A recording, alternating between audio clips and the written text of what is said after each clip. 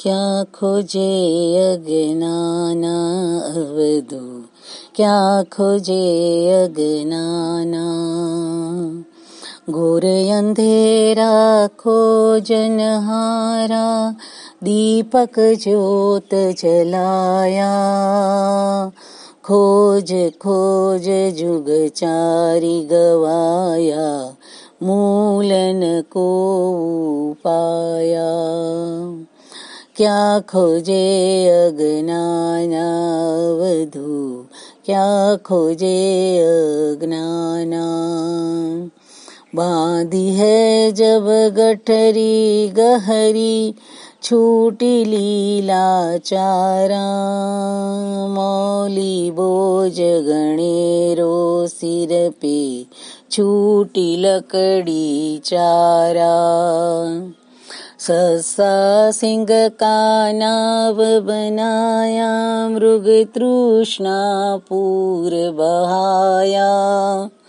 वंध्या सुत वे पार चलाया, गगन कुसुम फल पाया। झूठी माया झूठी काया, झूठा सब संसारा। एक निरंजन सोही दुख भंजन, सब में खेलनहारा। झंडा वेस्ता कुरान देखा, ढूंढा वेद पुराना। करार कलमा कामन आया, खाली मगज गवाया। करार कलमा कामन आया, खाली मगज खवाया। रंग कृपा गुरु गोता माया, मुलक मोती पाया।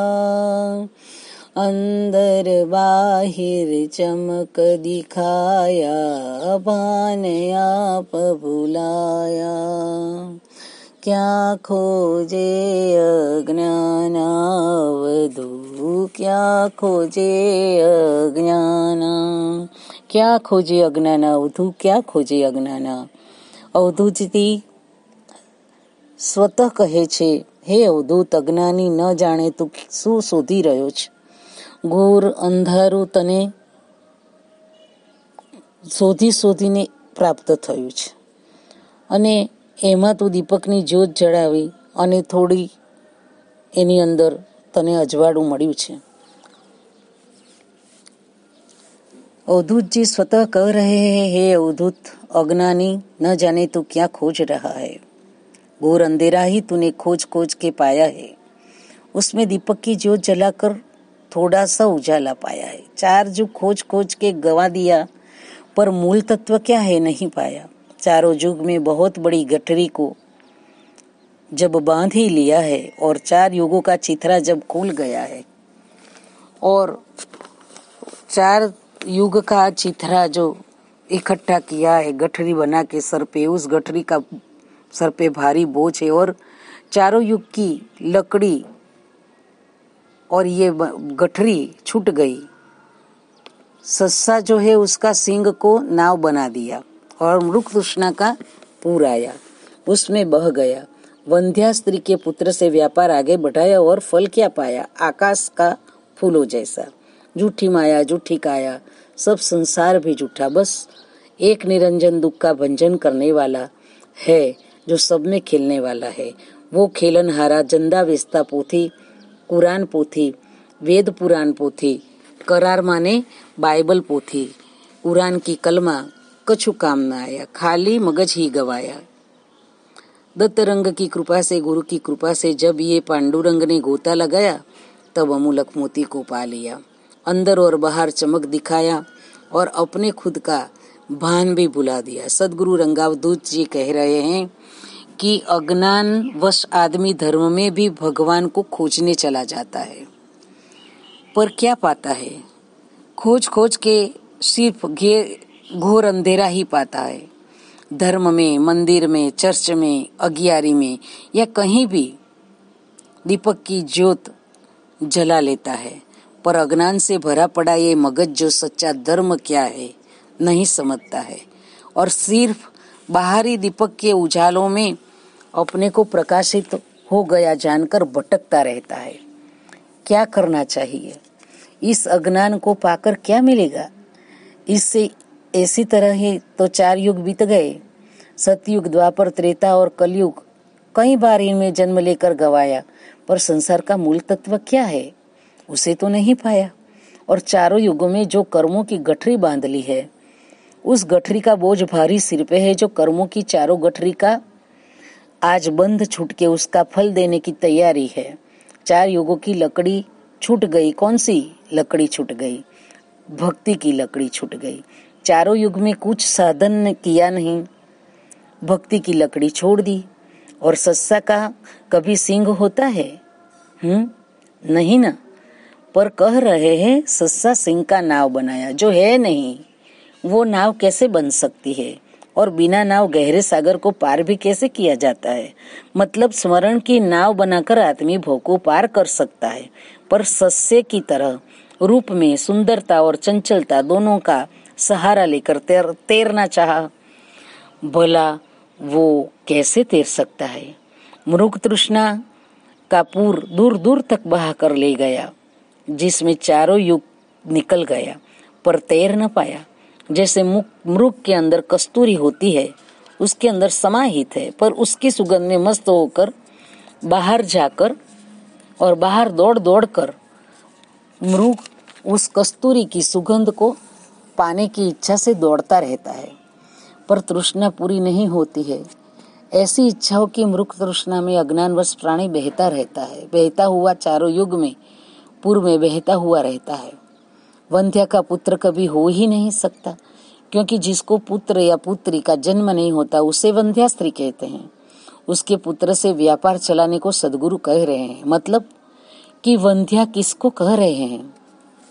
तो बुद्धि को वंध्या कह रहे हैं। वो बुद्धि वंध्या है जिसमें भक्ति, ज्ञान, वैराग्य, स्मरण का भाव पैदा ही नहीं होता। सिर्फ और सिर्फ अज्ञान ही चारों तरफ से घेरे रहता है। उस अज्ञान के द्वारा चारों युग में संसार का व्यापार चलाया सब प्रकार से, और फिर फल क्या पाया? गगन कुसुम आकाश का फूल। क्या आकाश किसी के हाथ में या पकड़ में कभी आता है? आता भी है? नहीं ना, नहीं आता है। तो ऐसा फल पाया जो न हाथ आ सके, न खा सके, न पा सके, और न पास में रख सके। और आकाश विशाल होता है, वैसे अज्ञान वश कर्मों का ऐसा फल पाया कि जो कभी पूरा ही ना हो, और विशालता की तरह अनंत युगों तक दुष्कर्मों का फल भोगना ही पड़े। ऐसा फल पाकर क्या करना? जो दुख को स्वयं करता हो, मतलब दुख ही दुख देने वाला हो। उस दुख से अगर बाहर आना हो तो क्या करे? सिर्फ एक निरंजन अवधूत में जो दुख का भंजक है, वही दुख भंजन जो सब रूपों में खेल रहा है, वही एक सच्चा है। ये सब संसार झूठा है, माया झूठी है, काया भी झूठी है, क्योंकि ये विनाशी और वो अविनाशी जो है, उस निरंजन तत्व में, उस अविनाशी तत्व में, परम तत्व में जिंदा बेचता जो पारसियों का धर्म है। कुरान जो मुस्लिमों का है, वेद पुराण सनातन धर्म हिंदुओं का है, करार माने बाइबल जो ख्रिस्तियों का है। सबका सूत्र पढ़ा, कुरान का कलमा पढ़ा, पर कुछ काम नहीं आया। सिर्फ और सिर्फ मगज को गवाना लगता है। मतलब वो सारे सूत्र, नियम या माहिती जो है, वो सिर्फ ज्ञानी होने का डोंग ही रचती है, उससे कुछ नहीं होता है। उससे उस तत्व को नहीं पा सकता। उस तत्व में जाकर, उस तत्व का ज्ञान पाकर और ज्ञान से उसको समझकर पाया जा सकता है। और उसके पाने की खुशी हाथ नहीं लगती। सिर्फ कब नहीं लगती? जब ऐसे माहिती में, ऐसे सूत्रों में उलझ कर रह जाते हैं, तो उसको पाने की खुशी, मतलब उस परम तत्व को पाने की खुशी नहीं मिलती है। और सिर्फ माहिती होने का अभिमान बढ़ाती है। और हम इतना जानते हैं बुद्धू नहीं है, बुद्धिशाली है, पर ज्ञानी तो नहीं। और जिसमें ज्ञान की कमी होती है उसमें मानवता कभी नहीं होती। वो तो अपने को श्रेष्ठ और दूसरे को नीचा दिखाने में ही अपने आप को महान समझते हैं। वो वाद विवाद में और अपने को बड़ा बताने में समय नष्ट करते हैं और अपने को सिद्ध करने हेतु दूसरों को नुकसान भी पहुंचाते हैं और दूसरों का नुकसान भी कर देते हैं। क्या ये धर्म है? नहीं। धर्म तो विवाद से ऊपर उठना है, अपने को जगाना है। पर अज्ञानी क्या खोज रहा है? वाद विवाद का अंधेरा। क्या ये धर्म ग्रंथों का मूलतः उपाय का रास्ता है? नहीं, ये धर्म ही नहीं, ये तो अज्ञानियों का जैसे बवंडर है, आंधी है जो तूफान को लाता है और सब कुछ तहस नहस कर देता है। इसलिए सदगुरु कह रहे हैं, तू सच में क्या खोज रहा है? अज्ञान ही ना, सब झूठ है। सच्चा क्या है? अंदर भीतर मन में आत्मा की खोज कर, ध्यान में स्थिर होकर खोज और दृढ़ता पाकर फिर शांति, संयम, स्मरण, भक्ति से ज्ञान का दीप प्रज्वलित हो जाएगा और अज्ञान को हर उजाला पाएगा और अमूलक मोती प्राप्त हो जाएगा। तू पाएगा मोती के समान जीवन में उजाला करने वाला ज्ञान, भक्ति, प्रेम, स्मरण, दृढ़ विश्वास, ये सब अमूल्य मोती है जो भीतर में दृढ़ता से प्राप्त होता है और अपने अंदर मूलतः अज्ञान होता है।